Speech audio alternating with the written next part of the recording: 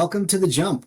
I'm Rich Bowers, and I am excited to continue our mini sessions on technology and education. And once again, another familiar face to our podcast and discussions. Lee Evans, Program Manager of Learning and Development, is with us today. How are you doing, Lee? I'm doing well, Rich. How about yourself? I'm doing great. I figured, you've been in the L&D industry for nearly 10 years now, and I really wanted to get a little bit more on the facilitation side. And we'll get to that throughout our conversations, being that this is what you do day in and day out. But how about we start at a micro level? A critical area to really help grasp knowledge, even when we're talking about corporate training, is continuous learning. First off, would you mind explaining to us what continuous learning is? Kind of like an explain it to me like I'm five situation. And then how do you envision artificial intelligence helping out here? I appreciate that question, Rich. It's a good one to kind of start things off here. When you talk about continuous learning, you really want to be someone who is a learn-it-all, not a know-it-all, if you will, right? The day you know it all, it's not the best day for you to be, right? What we're saying is that you want to be able to get better at least 1% every day, right? There's always something that you can be improving on, whether it be within your personal, your professional, could be a marriage between the both of them and what goes on there. That is what you want to do. I liken it to myself when COVID hit. When COVID hit, I picked up a few new hobbies. And when I picked up these different hobbies, I knew nothing about them. And I needed to figure out, okay, if I want to be able to do hobby number one, well, what are the things that I'm going to need to do that? Like physical things that I'm going to need. What am I going to need to buy? What do I need to study? What is my research valid? I had all of these different questions. And I think that's really where AI, Gen AI, and agents really come into play, because the same way as we're learning hobbies, you will have to learn new things in corporations. So the cool thing that agentic AI can do along with AI, and I'll talk to you about some Gen AI things that are capable as well, is that it can create custom learning paths based on the skill that you currently possess, the interest itself, as well as the goal. And so while you engage and learn this new thing, whatever it is, AI agents are able to come in and can adjust the content in real time based on the progress and the struggles that you're experiencing. So it's really customized, which is awesome. And then once you do that, then you can employ Gen AI. So you're just using different pockets to learn, right? So you can employ Gen AI as a function, and that can be your AI tutor or your mentor. And it can really answer the questions in real time and reinforce concepts through an interactive discussion or dialogue. So what I love about that, Rich, is that, I mean, I don't want to have to read the entire book to get the one thing on page 200 that I needed, And this is acknowledging that. So I don't have to learn everything at once. Give me what I need now. But then it also is prepared to help me for what I'll need in the future. So from a micro level, we do micro learning. We're going to deliver that bite-sized content to the employees so that they can consume it in real time. And that's going to improve retention. But then also just-in-time learning is really effective when you're talking about you learn something, and if you can apply it right then and there, maybe in your next discussions or right there throughout the week, studies have shown that retention rate goes extremely high once you're able to apply it. I say all that to say that what does that sound like? Everything that we just talked about sounds like a trainer, right? And what's cool about this is that instead of me being worried about, oh my God, is this going to replace me? No. I'm just looking for ways to utilize this so it can enhance what I do. And then it also can enhance what the learners take away and what they're able to apply. Instead of it being in competition or opposition, we're in collaboration. Awesome. I love it. And what a great way to start this off. Okay, so first off, let's hit with continuous learning. So continuous learning is you are, just as it sounds, learning continuously. Crazy how that definition works. But let me give you something a little bit better here. So let's say that now, Lee, I think maybe one of your hobbies was barbecuing. So, by the way, if you're down in North Carolina and need some nice barbecue, you know who to go to. With that being said, I'm sure it's not something where you just threw yourself in front of a grill, grab some barbecue sauce and some chicken or whatever. By the way, I cannot cook or grill. But you had to learn the steps. The part that I love that you mentioned specifically was you planned ahead. Hey, what tools do I need? What is my objective or outcome? And then a plan in place. to continuously learn with really direction and purpose, I guess you could say. That's something that's really important. So when you have that objective in mind, then you start bringing in the technologies. Just paraphrasing what you were saying, you're using these AI agents, and don't worry, we'll throw some definitions up here as we go, and use Gen AI to make it more of a customized approach. So, Lee, let's do a little scenario. I know that we've done these in the past, but when you're talking about continuous learning for, let's say, barbecuing, right? Let's make it very direct as a real use case. But how could you use, like, what exactly would AI agents or Gen AI do in maybe that type of story setting? So what could happen there is in the very beginning, when you are getting into a new hobby, if we're taking barbecue, for example, there are going to be things that you already possess at home that are going to be good, that they're going to be useful in cooking and doing that. So you may have ingredients in, let's say, like spices, the different spices that you like. You may have them already in the cabinet. You don't need that. Now, you may need to go out and purchase a grill, and we could talk about what you would need to do for that. But really, what I'm saying is that you could tell the system itself, you could say, hey, listen, my goal is to cook a brisket, or my goal is to cook cabbages on the grill, or something like that. And this is what I have at home. And you tell it the ingredients that you have. What it will do is it will let you know, it will pick from those ingredients and it can come up with a recipe for you. It can actually build a recipe that will get you started along your way. So from an analysis standpoint, that is totally taken care of. And then when you start asking questions about how to cook, after you have decided on what machine you're going to use or what grill is going to be, but then you have to ask the question, well, how am I going to use this machine? And what should I be looking for? When will I know when things are complete? When will I know if there's an issue? What happens if it rains? All of these different, what questions am I not asking? I think these are the That's a things good that one. you are able to ask back to the system that can really propel you throughout this process versus having to pick up a book or, for instance, it took me 10 years, 15 years to learn some of these things, and maybe you could get it within 10 to 15 minutes.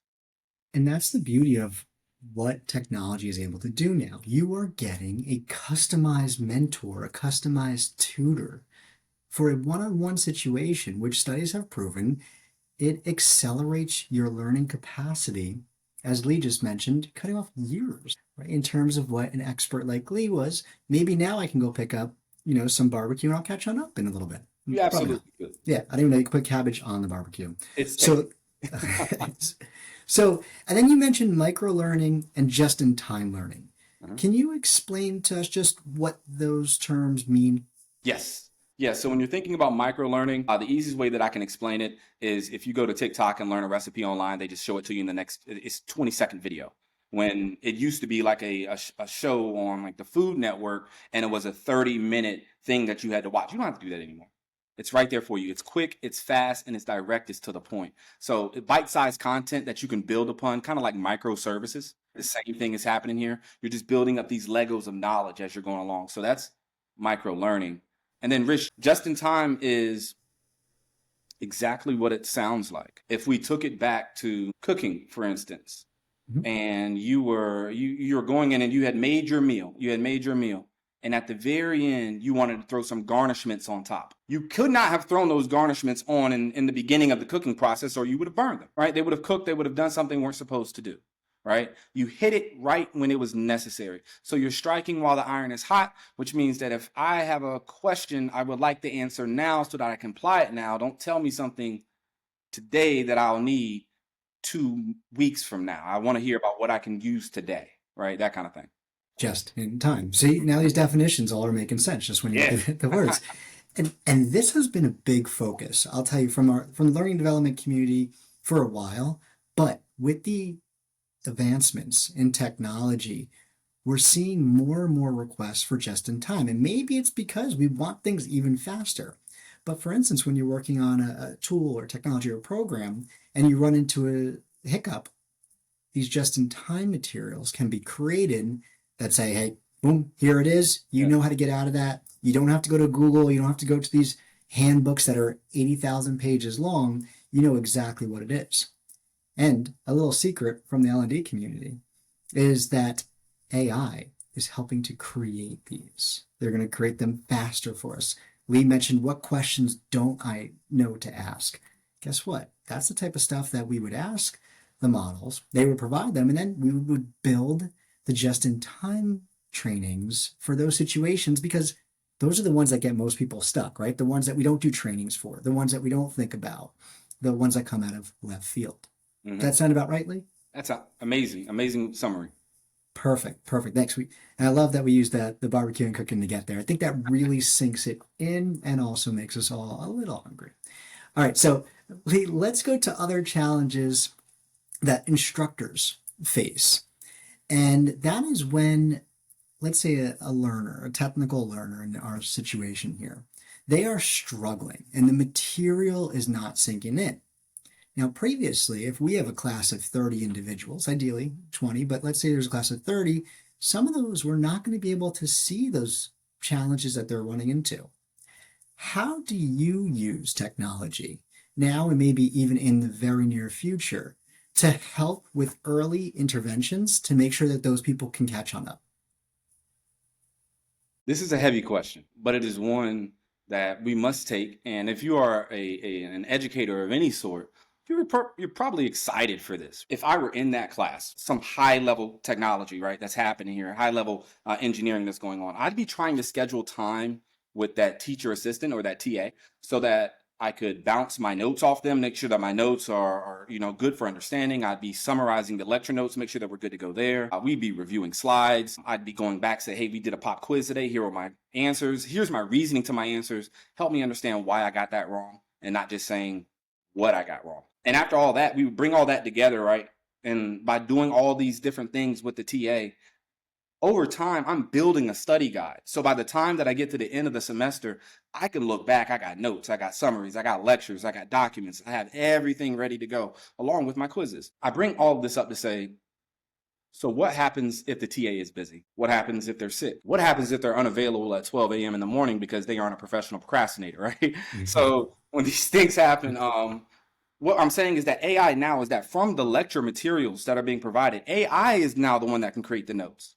They're the ones that can come and summarize, look at the slides, and be able to create quizzes, and then also help you generate those study guides. So that's the first example that I'll give. Just keep the TA in mind because that's huge. And now another example is the idea of low engagement and low quiz scores because normally those two things can be strikingly connected. I just think that can we just acknowledge how easy it is to get distracted as a learner, or how easy it is to fly under the radar as a learner because the instructor has everyone on virtual and everything is virtual now. It can be tough. You can easily fly underneath that. But AI has systems now that can actually detect whether that learner is actually looking at that screen to make sure that you're paying attention here. And then also we have AI systems that can detect how much times your eyes are actually focused on the screen as well. So I know that kind of sounds like Big Brother Yeah. to a degree, right? Yeah, I mean, a lot of that is used for quizzes or exams, assignments, things like that. Yeah, so a little bit. Yeah, But yeah, yeah. yeah.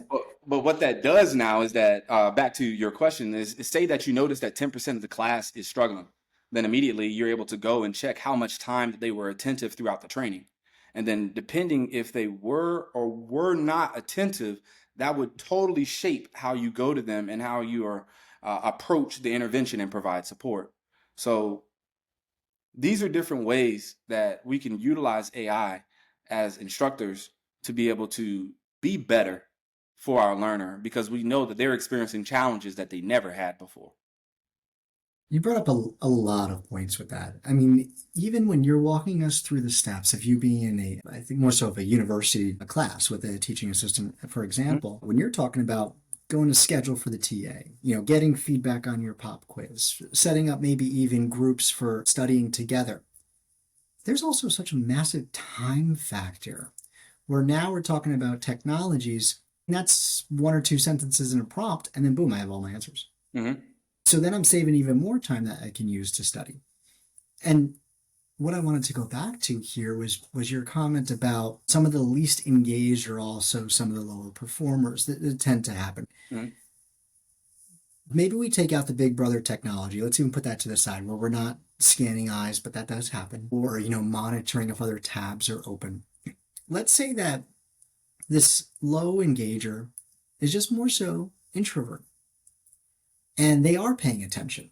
However, they don't speak up or they don't ask questions. Does AI also create a little bit more of a safe space for those folks who maybe are nervous about raising their hand in front of groups or maybe are nervous talking to a trainer? Is that also another major benefit here? Absolutely, that's a benefit. And I know we'll talk about it even further down the line, but AI can help you as a learner. If you are introverted, stand out more. And if you're extroverted, it can help you just take a little bit more time to think it through. It can do both of these things. So we'll talk about like social emotional learning in the future, but it can do both of those things. It can enhance you, and also if you just don't want to talk to anybody, but you do want the information right then and there, you got it. And you don't have to have the awkward discussion ahead of time and ask someone how their day is and get all go through the hoops, if you will. Just get right to it. Yeah, exactly. Some people have challenges with that. With that being said, I don't think either of us are saying don't practice those soft skills or make sure you have that professionalism still that you can actually role play with the models for that too. Let's go to the next thing and once again going behind the whole facilitation curtain here. Most L&D teams are not the largest teams in a corporation. Very often they tend to be some of the smallest. I know an L&D team that is an L&D team of one that does facilitation, does content creation, and then also everything in between. So how is AI becoming that other teammate, so to speak, for L&D groups? How are they helping with a larger outreach? What are your thoughts there? And maybe even how are you doing it with your team?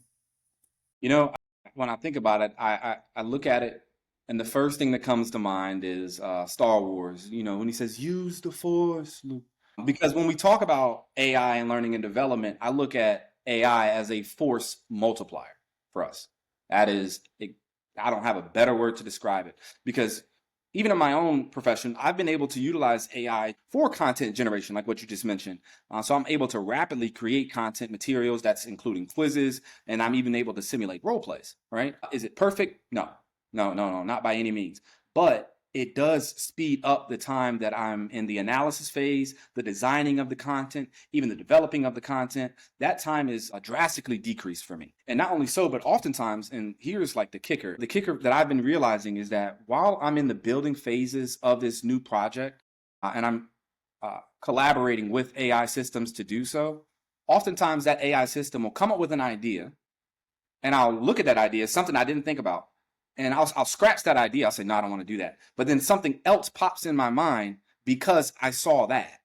And so now I just was innovative in this moment. And I'm not sure if I would have gotten there or how long it would have taken me to get to this next level, and this next level of creativity and innovation had I been focused on these routine tasks. So I think that that's huge. You can always think back to the TA example as well because there's only one TA normally, right? But if there are 100 students in a class, I mean, I experienced that in college. I'm in a class of 100 people. There's one professor, there's one TA. It's impossible that they can get to all of us if we all had the same questions and that type of thing. So you got your own personalized TA now, which I think is cool. What that does, and what I've been seeing now that, at least in my own line of work, the people that I'm working with, I'm it's I'm getting a reduced number of queries coming from them as well. So now they're utilizing these different AI systems to ask they're going to the right one for the right cause, and then they're asking the questions and they're getting their answers. And then normally what'll happen is they'll come back to me after that, and I'll get an uptick in the level of the question that I get now. So I may get, say if I got 10 questions in a week, now I'm only getting 6 questions, but the 6 questions that I'm getting are high level questions that really deserve some time. I guess to bring it all together, you're experiencing speed and quality. And normally, when you bring those two together, one of them suffers. But what we're seeing is that utilizing these different tools behind the scenes, it doesn't have to be the case. Cool. Once again, throwing a lot at us to just show how impactful AI is. And some coders you might be familiar with the term kind of Mm, boilerplate coding, the basic coding that really sets up the foundation. There's even some of that with curriculum creation. So, Lee, I think we're in the same boat here. Is you go to Gen AI, you get some of that basic stuff. Remember to check some boxes. Hey, provide any other type of ideas. Now, the important thing too with all of this is you can't just copy and paste, and you'll see this as a theme throughout all these episodes. And you saw Lee's reaction as well. If you just copy and paste, again, you're not providing really any value. Anybody can do that. A non-facilitator can do that. So you have to bring in your expertise, your continuous learning that you're doing on your own into what's being created here. Lee, the other part that I wanted to chat with you then specifically on reaching more individuals is, I don't know about you, but with Gen AI, it has cut down tremendously on grading homeworks or assessments. Yeah. And normally that was a very time consuming thing. I know when Lee and I worked together previously in the past, and I think there was like that final test that we had to do after some of those trainings, and right, and it was like 50 questions, and you have a whole bunch of people doing it, and guess what? It was manually graded, and that would take up multiple days. Now it's basically a snap of the finger.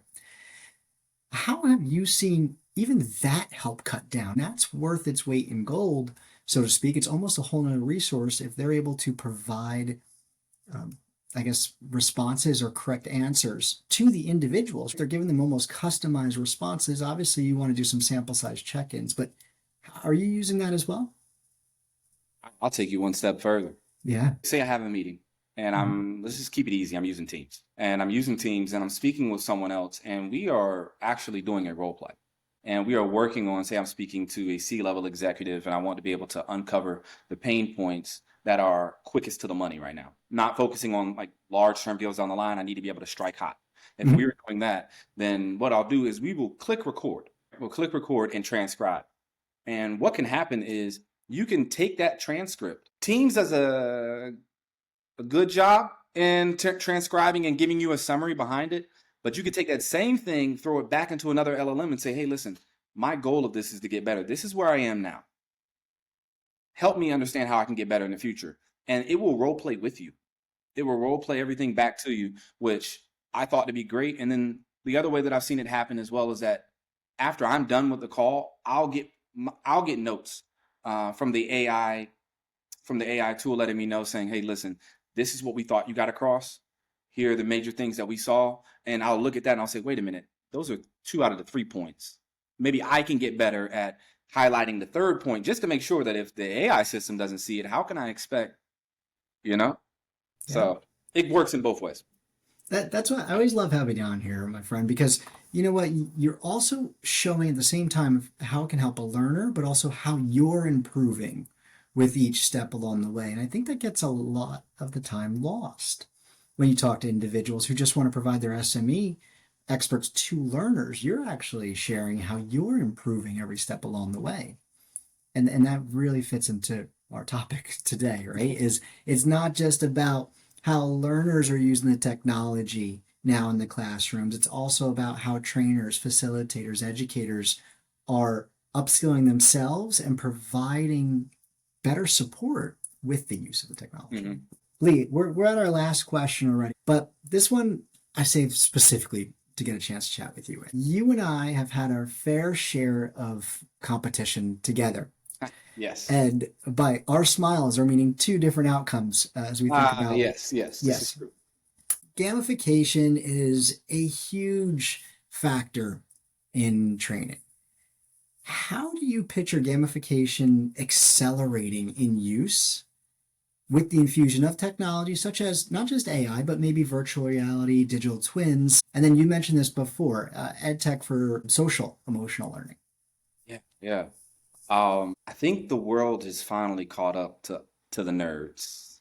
Me being one of them, I know you as well. And the idea that, oh, you're just playing that game, you have no idea how much in this game there is so much strategy. There's a lot to consider and who you're choosing as your character, where you go. But what does the game do? The game provides you a story, and people remember stories. And once they get invested in a story, oh, they're hooked.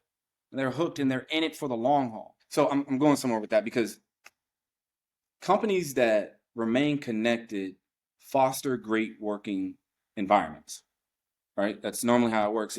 You start to experience something different when that company is disconnected, right? So in this fourth Yeah, this is the fourth industrial revolution, right? Where we're talking AI, we're talking automation, we're talking IoT, advanced digital technologies here. The lines start blurring between the physical and the digital worlds. And so now when you start seeing a crossover, if we're just talking about VR, because it used to just be, oh, VR is for gamers or virtual reality I'm talking about here. But now companies are saying, wait a minute, what can we do with this?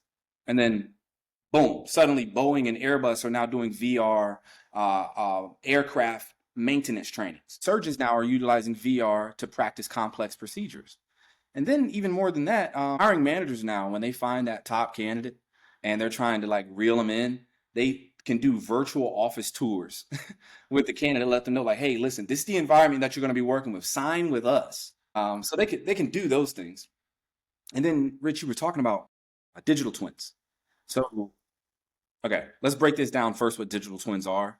Make sure we're all good. When I think about a digital twin, I think about the movie Avatar because humans remote into a engineered body and then they do the things in that body without the fear of hurting them their actual body. If that's a lot of bodies in there, but does that make sense? But that is a great reference. Yeah. Okay, Yep. all right, cool. So basically, a digital twin is like a virtual copy of that we have developed so that we can test something, learn something, improve something without breaking that thing, Mhm. right? Okay, all right. So when we're talking about how we could use digital twins in our own workspace, if you think about like manufacturing, you could take a machine and normally that machine runs for 10 years and then in the 10th year something breaks and you have to wait for it to break before you fix it. What a digital twin could do is it could actually simulate exactly what's happening and monitor, not even simulate, my bad. It can do that, but it can monitor what's happening inside of that machine and it can let you know when a failure is going to happen so it can predict that failure. Let's take digital twins, let's go back to healthcare. So, when the doctor asks you, do you have any known allergies? I always think to myself, like, what about the unknowns? you Yeah, know? that's what I'm worried about. Yeah. Yeah, yeah, yeah. So what you could do is you could have you can actually you do digital twins of patients within healthcare, and then what you're able to do there, then you're able to simulate the body's responses to certain treatments. So you can do that. My dad is going through something like that right now, and the simulation was awesome. It was able to simulate, okay, this is what you're going to experience today, but then we're going to show you over the next 6 weeks what you'll experience as you're going through. All right.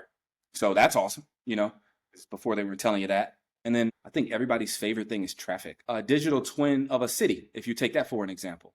You have a whole city, you make a digital twin of that city, and then you're able to analyze the traffic patterns and the energy to improve the efficiency of that city along the way. I just look at the digital twins as a huge technology that we have yet to tap into and get the most out of it because you need a lot within IoT. You need a lot of the other things that we were talking about. But once you implement it, I see that as being something huge. And then, oh And yeah, and Rich. Lee, sorry, even because digital twins was also we had a discussion on it previously, and it is such a fascinating technology. Yeah. When we're talking about even the gamification aspect, so you mentioned manufacturing. I love that example where you're able to see what the outcome of whatever you're building will be over the course of 10 years, and you could do it instantaneously. When you're in a learning type of environment, you can then almost have a competition, a game of what teams can make the longest lasting product. When you're talking about city architecture, which teams are able to, and this sounds like SimCity, right? Which teams are able to decrease the most amount of traffic and how are they doing that? Maybe even using different AI pieces or whatever it may be throughout the lights, as Hmm. an example. And so you're able to take all these technologies, as fascinating as they are, and then when you're roping them into learning experiences, it just makes sense to turn them into a game because guess what? A lot of these that we're talking about are already games. I mean, even Airplanes Flight Simulator it's one of the most popular games It's ever. fun. That's the thing. They're making it fun now, and That's right. And it that's the beauty sticks. of it all. Yeah. Yeah. So Yeah. you mentioned social emotional learning. Yeah. And can you tell us a little bit about what that is? But then, are there gamification pieces to this that help those who are going through this type of training? Absolutely. Mhm. Absolutely. So when you get into emotional learning, it's not just what you say, but it's how you say it and how it's being received. But really, what we're trying to do is we're trying to learn how to be better from an emotional standpoint so that we can get the most out of our team. Yep. No, I think that's a good place to start. I mean, that's the tip of the iceberg, and getting that awareness is perfect right now. Yeah. So one major example of emotional learning and what I've been gathering, it's not even emotional learning, but it's also cultural. It's also Mhm. cultural that you're learning as well. So I have some of my friends, they live overseas. They play Grand Theft Auto. And they're playing Grand Theft Auto and they're asking me, they're saying, Lee, is this really how it is? I said, no, for the most part, but some of the NPC interactions, yes. Yes, it is like that. If you go to certain places, it is that way. If you bump into someone on the road, they'll be like, hey, what's going on? Why'd you do that to me? Because it's not polite to bump into people. What I'm saying from the social and emotional side, from an ed tech, what we can do is you can actually have NPCs that can act as peer learners and mentors, helping users develop soft skills. So you can create these non NPCs or non-playable characters, right? Just want to make sure everybody's on the same page. But you can have them come in here and develop the soft skills, and you can do this in a simulated real world interaction that can help provide EI. And so in this instance, it could be like for a salesperson, when you're going on a meeting with a client and they are at a C level, you don't come late. That's the first thing you don't do. You're there early. Eye contact, making sure that you allow the person to speak. You got 2 ears in one of these. So listening, bringing all these things in. And so instead of having a person teach you all of these things, especially with the help of VR and different things like that, you can really immerse yourself in a digital world that can help you in the physical. That has been something we've had in other discussions too, was you're surrounded in a virtual classroom experience and you are the only human. There were kind of mixed reviews on it. There's Charlie that said it was a nightmare, actually. Whereas in my side, I'm thinking of both. I could see how it's a nightmare, but if I know that they are not real and they're there to help with my social improvements, I'd rather do that than mess up with real humans through trial and error. Right? Hmm.